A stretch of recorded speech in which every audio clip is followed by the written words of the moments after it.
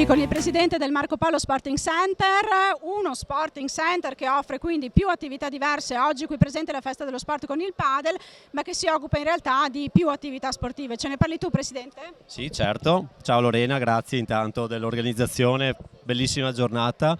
Sì, siamo un centro sportivo dotato di più discipline, qui siamo a rappresentare il padel, dispone anche di un centro golf, oggi purtroppo il maestro non poteva essere qui a esporlo, abbiamo anche dei campi da calcio che principalmente sono a servizio del Vittorio Falmec che è in piazza.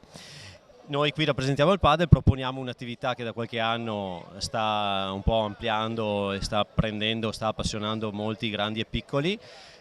Principalmente vediamo arrivare dei ragazzi giovani, però siamo aperti anche ai più adulti. È uno sport che di facile coinvolgimento e aggregazione, basta essere in quattro, quindi rispetto a una partita di calcio è più facilmente organizzabile. Vi aspettiamo. Siamo in via De Nadai, vicino alla Coop, e chi vuole venire a provare siamo lì. Grazie mille. Grazie a te e buon lavoro.